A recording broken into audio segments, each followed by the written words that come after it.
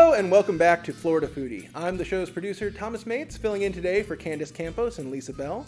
Southern Cuisine is known for being rich and comforting, but rarely is it vegan. An Orlando chef is using his talents to turn Southern comfort foods into plant-based creations that everyone can enjoy.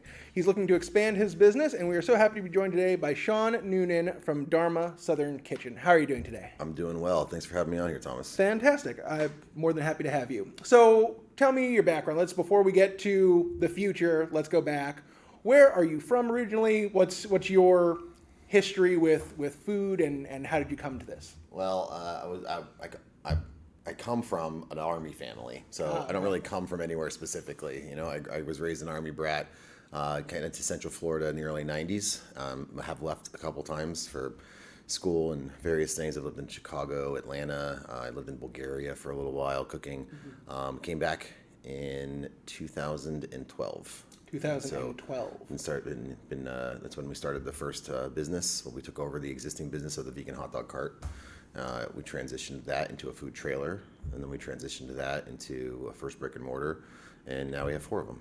Now you have 4 of them. So traveling all over the country, I mean, I have to imagine when you think Army brat, pardon the term, you don't normally think vegan food. How did you come to vegan food?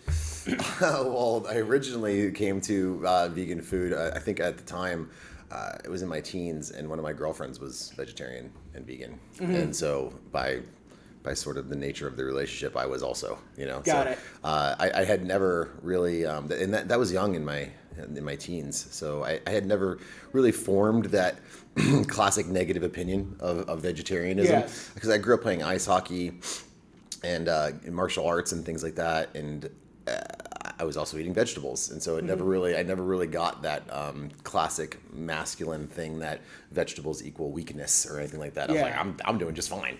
Exactly. So as I eventually got into culinaria, I was very intrigued in what was going on, and this was, when I really buckled down and got into the cooking world, and sucked it up and went to culinary school and everything like that. This was 15 years ago, when every nerd was talking about getting pig tattoos, and everybody was a butcher. That was like the thing. Oh, I just figured out bacon exists. So like, okay, well, congratulations, nerd. But what's really rebellious is all this other stuff. Yeah. So I started without having really that negative opinion of vegetarian cuisine in the first place. And also, I've sort of, I've been into other cultures my entire life, and how Eastern culture, we're talking tens of thousands of years, have been like 90% grain and vegetables, and then maybe like sprinkling in a little bit of meat on top of things, like when the seasons were good or something like that. Even American culture wasn't so meat focused until post World War II. It's a great way to look at it. Once the Industrial Revolution sort of kicked in, and it became cheap and plentiful. Yep. So I've always gravitated towards it. Honestly, even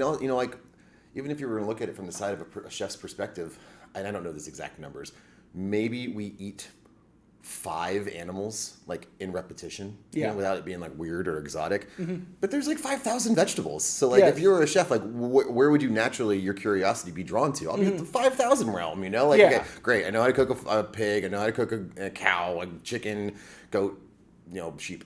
I'm sure I'm going to miss some, and your podcast is going to be filled with comments. But he forgot Python.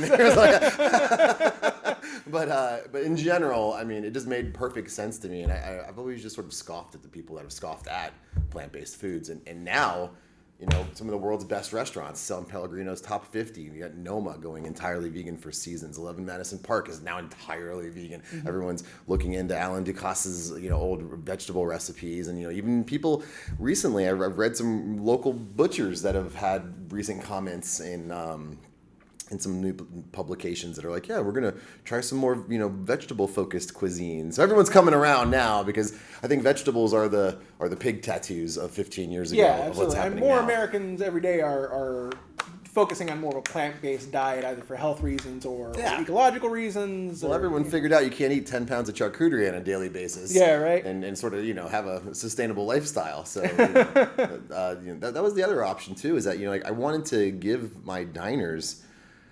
I was working in sort of an upscale diner in Atlanta, and we had some guests come in, and they loved these specific sandwiches. And I mean, it's like fried green tomatoes with bacon, and it was double deckered with like, and the bread was French toast, and then we poured gravy on top of that, and I forget what they called it, something ridiculous.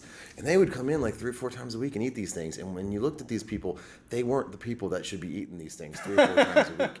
And I just felt like I was like, you want your food to benefit people's lives. Like, food is medicine, like we're one of the few industries where you're ingesting what I'm selling you. Like, it's weird to think of it that way. So there's a little bit of a responsibility that as a chef that we bear towards what's happening to our patrons, because like, if you're creating a negative environment that somebody is basically addicted to consuming, I mean, what's the difference between you and a heroin dealer at that stage in the game? You're profiting off of negative contributing to other people's lives. So, so how do you flip the script on that?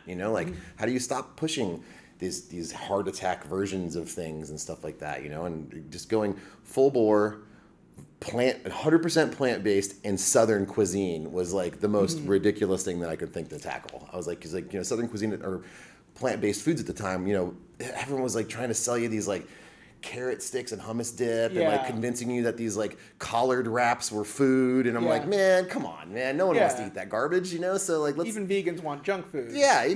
So or just like actual like sustainable heart that hit those notes, you're savory, you're sweet, you're salty, you're spicy, like the umami, all the things on your palate, like we want to still have those things. It's not just sort of like, well, I can make it another 4 hours if I eat these 3 things of tofu, like it's like you're in survival mode the entire time. And I didn't stop being athletic. I still like working out. I still do martial arts, Brazilian jiu-jitsu. So I needed to be sustained.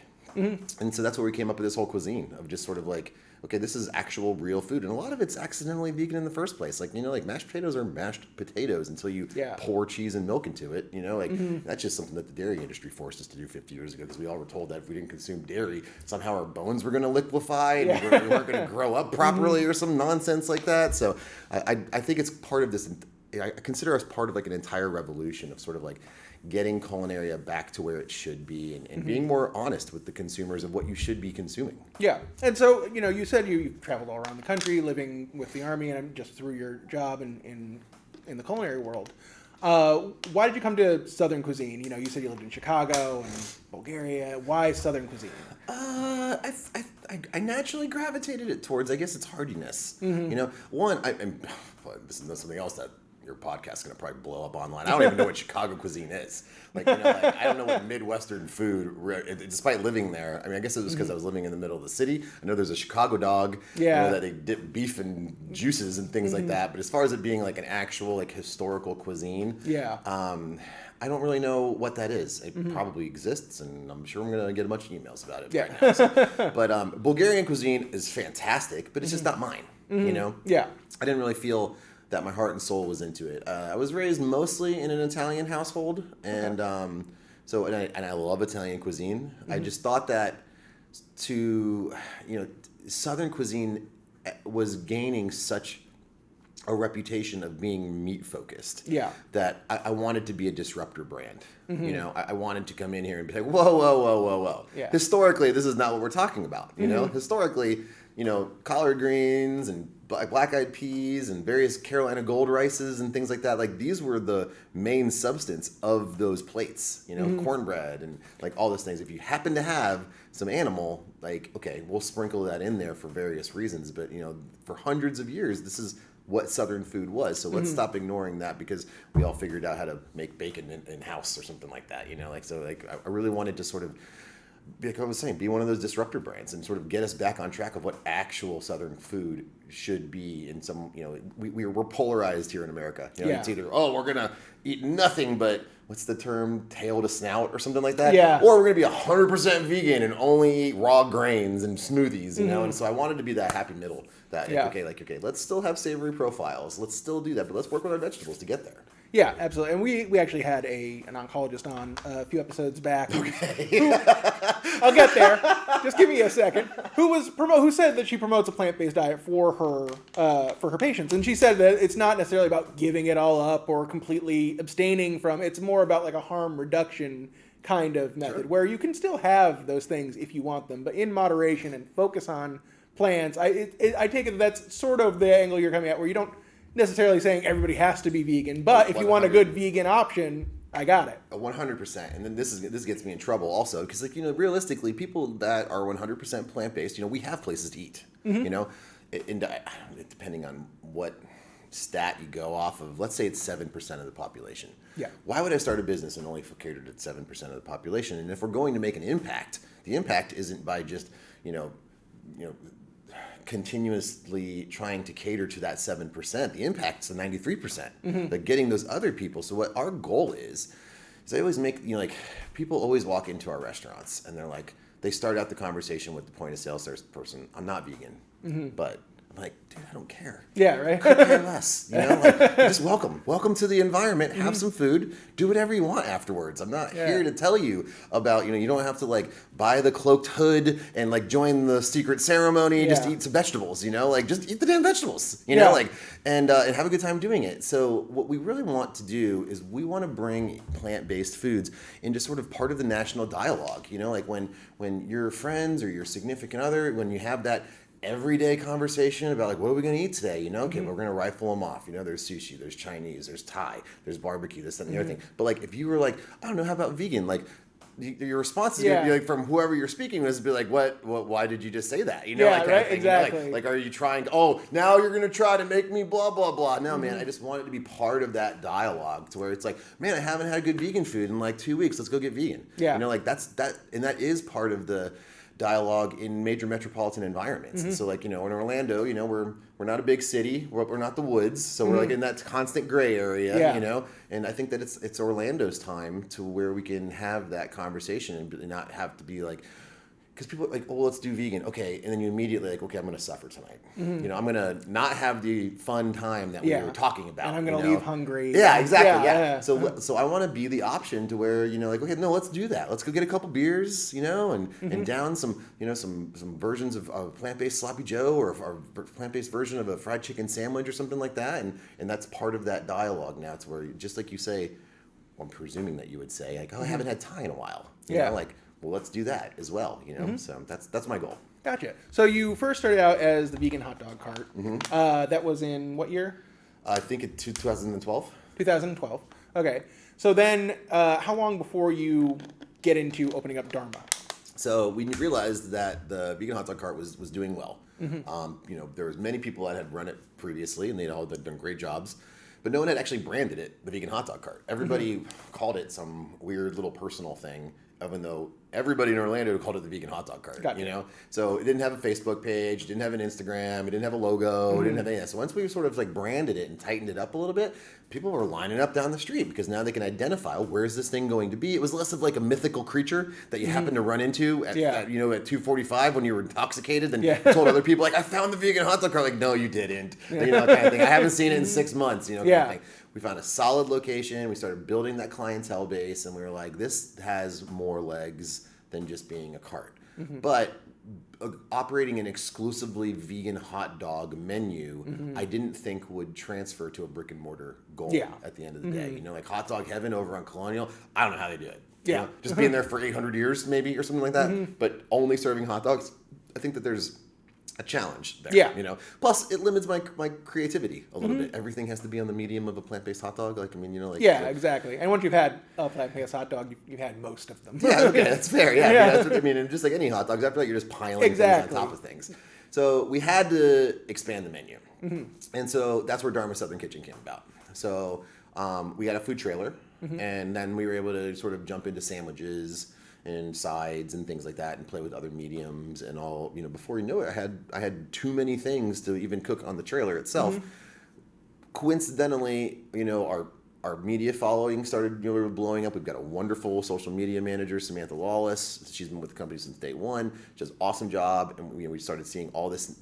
When can I start depending on? Because people were following us a farmer's market, or we'd pop up in a gas station parking lot, and people were no, I just want to know when I can come and do this on a more routine basis, and have a beer because you can't sell beer out of a food truck.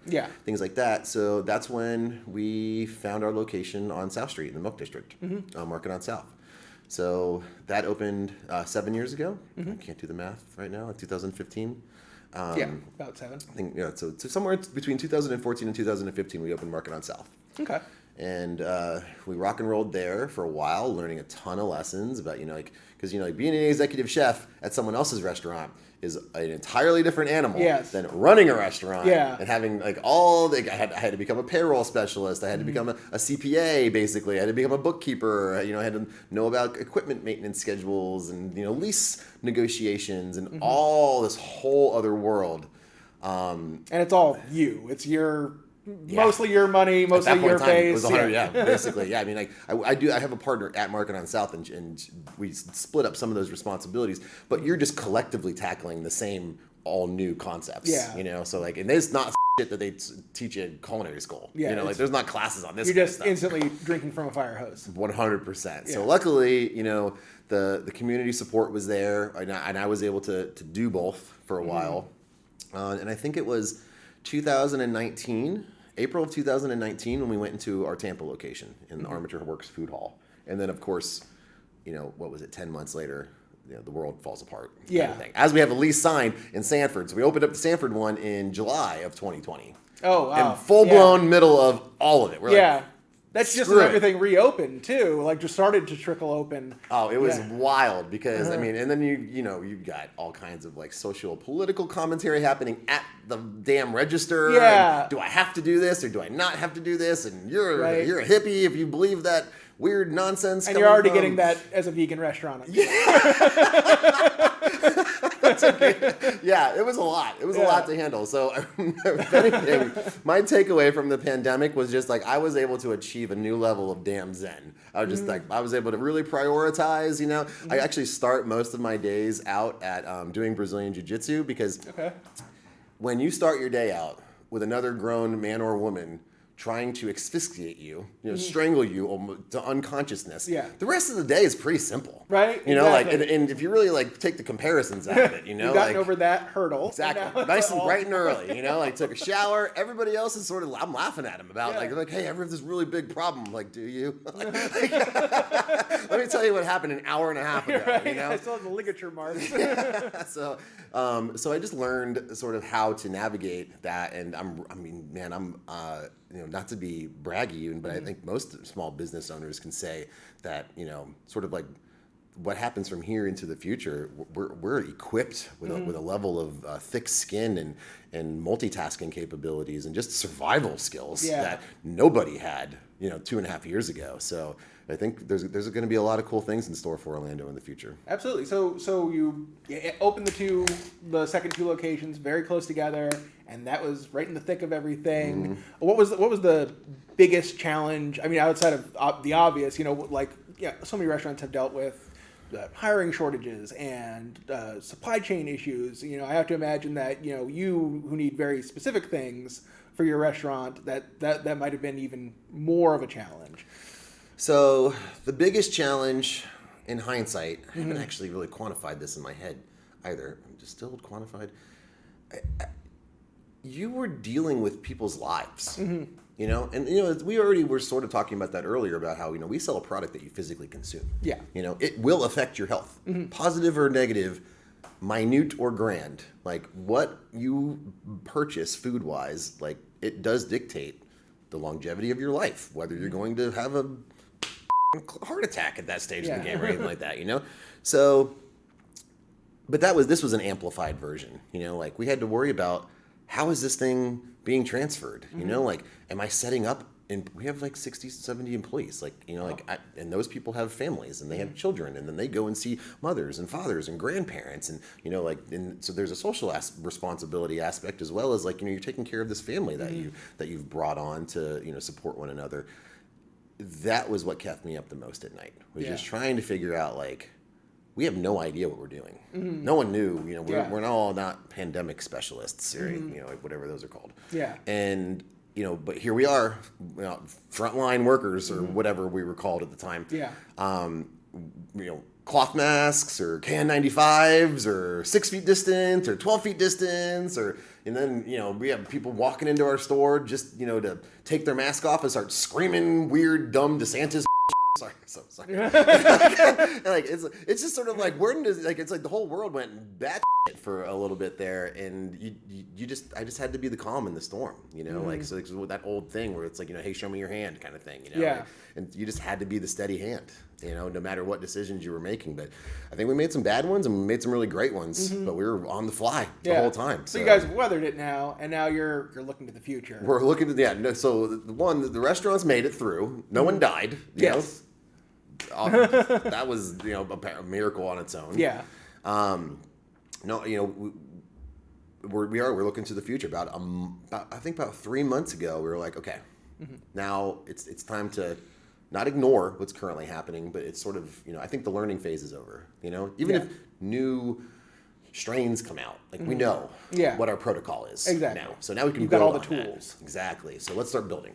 And that's when we started looking at raising capital, where those locations are going to be, what are our realistic timeframes. So our goal right now is 3 locations by the end of the year. So by the end of 2022. Yeah. So when we opened up the one downtown last week, so we're one. And again, where's that? Just so everyone knows. It's on Orange Avenue in Sly Fox. So Sly Fox Bar in Orange and Washington. We partnered up with that location. So we're the first vegan restaurant to have full liquor. Nice. So that's awesome. Open until 2:45 a.m. So people can have fun other spaces downtown, go through last call, and then everyone wants to stumble somewhere and have something good afterwards, and hopefully we're that spot. So we're right in that little corridor where there's like Tina Taco, there's Gringos Locos, there's Neon Beach, and then there's we're vegan hot dog cart inside of Sly Fox is right there as well. So we're going to do all vegan burgers. We're like loaded tots, sides of tots, all various different kinds of actual vegan hot dogs, and then we're going to expand on that menu as we keep rocking and rolling. Gotcha. And so you have 2 more locations that you're hoping to open this year. Do you have locations for those yet? Yeah, we're actually in construction on one, and it's on Old Cheney. It's a location called Fort Pitt. Old Cheney's that weird little road between 436 and 50, right at Dancers. Yes. I mean, not that I've known where. Yeah. I think there's that place there called Dancers Royale. So you got, hey, whoever owns Dancers needs to give me some money for that plug, Yes. So there's a spot over there that used to be an old general store forever ago. Old Cheney used to run all the way out to 50 and take you to the beach. An old dirt and buggy kind of Model T Ford time frame. Right. Straight to Titusville. Yeah. So you'd load up at this place. It was called Fort Pitt because the family was from Pittsburgh, and it's just been a sustaining it wasn't a general store for the last 50 years. It was more of a handy mart kind of environment. And so we're in construction to make that sort of a Dharma outpost kind of thing. It'll be a smaller environment than Market on South, but we have a large backyard that we will be able to mural out and show, project movies, and we'll have sunshades and festival lighting and music back there. And so it's a larger facility, even though the kitchen space will be smaller, but we'll still be rocking and rolling on over there. And the third location, we're looking to sign a lease. We almost have it locked up in Tampa. We want to take a actual solid brick and mortar to Tampa, but actually I just got back. I literally came to this podcast from Gainesville. I was looking at Gainesville also. So we're looking, up and coming metropolitan environments, collegiate heavy. We trend well with people between ages of 18 and 42. Yeah, is there any plans for anything out near a UCF or anything like that? So UCF is definitely on our radar. We just have to find the right spot, kind of thing. So and it's coming at a premium now. I know a lot of places are popping up there. I can think of 3 or 4 just off the top of my head. Yep. Yeah. So the Waterford Lakes UCF area, it's a madhouse out there. So, and I'm from Oviedo. So I know what's going on out there. We have our eye on it. I can't imagine we won't have an Oviedo by 2024. So, but for right now, the end of the year plans, we're on track. Yeah. So what's the radius you're looking at? You said Gainesville. You already have a spot in Tampa. Sanford, are you just trying to focus kind of on that whatever, is that Central Florida? More or less, going out towards till Daytona is pretty much. Yeah. When we have a plan for when we tackle South Florida or North Florida and things like that, we're actually looking at South Florida and what we're called the Low Country. So South Florida, we got to do a Fort Lauderdale, a West Palm, and a Miami or something in that territory. Yeah. Everyone in Sunrise and Hialeah is going to be yelling at me for not coming to the. But those are the general parameters of it took me forever to realize that everything wasn't Miami. Even being almost from Florida, you know, like I'd be cruising down the turnpike or down 95 and I'd see some high-rise structures. I'd be like, oh, we're in Miami. I'd be like, no, you're in Fort Lauderdale. Yeah. That's Miami, right? It's like, no. It's like, okay, it's another 45 minutes or something like that. And even just there. Like South Florida, Central Florida, North Florida, they're like 3 different states almost. Yep. Yeah, 100%. So we're going to tackle that all at one time, you know, as opposed to like nitpicking down there. We'll open all 3 of those at the same time. Gotcha. And are these going to be all company owned? Are you franchising? So 50-50 right now. So our plans is that we've got sort of both things happening. The locations that we've talked about currently, those are all company owned locations. But what we're doing with those company owned locations is something that's necessary for franchising called proof of concept. So you're proving your concept. Is it worth franchising? So any franchisee could easily say, well, yeah, you got one location that got lucky at this one spot in time, and you know your own personal local connections helped draw all of that. But you can't do that if you open up one in LA because you don't know anybody in LA, you know, kind of thing. So we have to prove the concept. Yeah. In addition to that, there's probably about a year of just paperwork that needs to happen in order to become a legitimate franchisable commodity to where you can go to somebody else and legitimately sell your brand to them. So we've started that documentation process a few weeks ago. Gotcha. So is like the goal to become sort of like, I mean, not fast food, but you know, it's like it's similar to like a chain on the level of like a McDonald's, a Denny's, Well, those are big. Yeah. I mean, like if there was some paperwork here, like, hey, this is how you get to McDonald's status, I would sign the documents immediately. Yes. Yeah. And for 2 reasons. I mean, one, like who doesn't want to have something such a grand business themselves, but also the impact that we can make being a plant-based brand at that scale. I mean, just to be able to take those metrics and show like, hey, like this is how much water you've saved and this is how much this and like all that kind of stuff. I would love to see something happen at that scale, but I also my brain operates at that level, but I have to tone myself down and factor in like 5-year plans. Yeah, absolutely. So, I mean, does it encourage you when you see places like Burger King doing like plant-based patties? I know they're not vegan, but I'm 100%. I mean, because what it's telling me is that I was right. Not to be boastful, but the market's ready for this. People do want this kind of stuff. And despite the the naysayers are always the loudest, but they're always the minorities. So the people that are screaming about this is a trend and blah blah blah, this that and the other thing, like they're aging out. We're not going to hear those voices much anymore. Like people are the stigma's gone. I think it's almost entirely gone. When people walk in and they're like, man, I'm vegan and my daughter dragged me here. It's like, okay, Grandpa, like let me hold your hand. We're going to get through this together, right? Exactly. But it's not like we have to do that with everybody anymore. Most of the people don't even think twice about it. And that's becoming part of that national dialogue that I was talking about earlier. So someone comes to your restaurant and it's their first time there. I'm not a vegan, but blah, blah, blah. What do you recommend? What's their entry point at Dharma where you can say like, oh, you want this, try this, and everything else will kind of make sense? Well, so our fried chicken is great. We didn't open it with fried chicken on the menu. It's something we've developed over the last few years and we've had on our menu for the last year and a half, and it's become our number 1 seller. Is it like a wheat meat or? So it's a soy product that we get. There's actually a brand that I found them in Sweden. Oh, and I talked to them, and so we're bringing in an actual product that's not available to the average American consumer. You can't go and pick it up in the grocery store, like Beyond or something like that. So I like how we're a unique brand. We're one of the only ones using that, but it is an entirely soy product, but not gluten. So it doesn't, but then we bread it in glutinous stuff. So which is a big miss.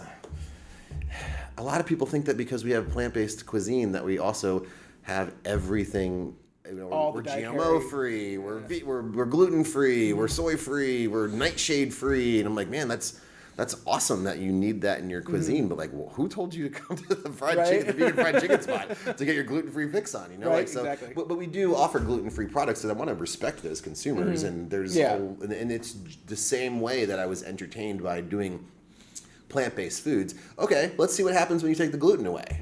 That's the same kind of curiosity is piqued, but like a lot of it doesn't happen under the same roof. So like we have to sort of tell people like is it a preference or is it a sensitivity or are you going to die? Yeah. Because like if you're going to die, you need to, Yeah. You know, like Try somewhere else. there's a bakery right there. It's in the air. You know,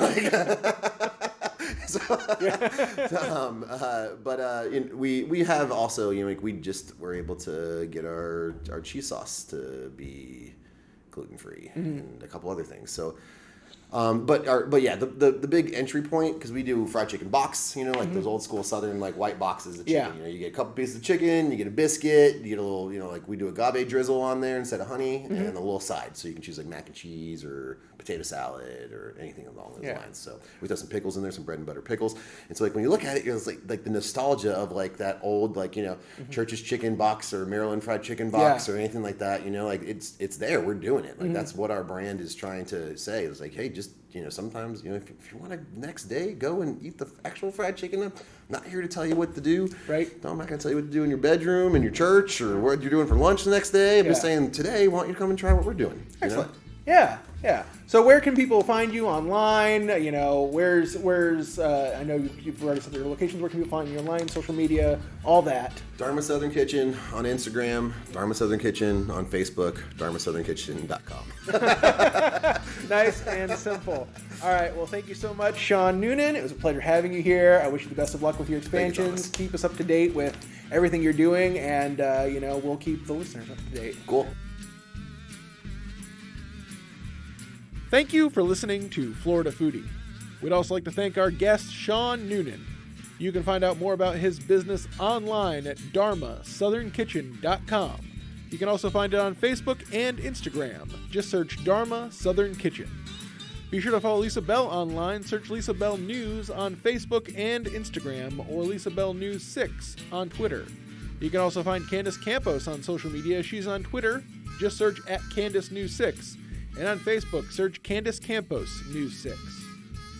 Also, a big thank you to our technical producers, Derek Mosier and Ryan Haley, and our director, Rich Burns. I'm the show's producer, Thomas Mates.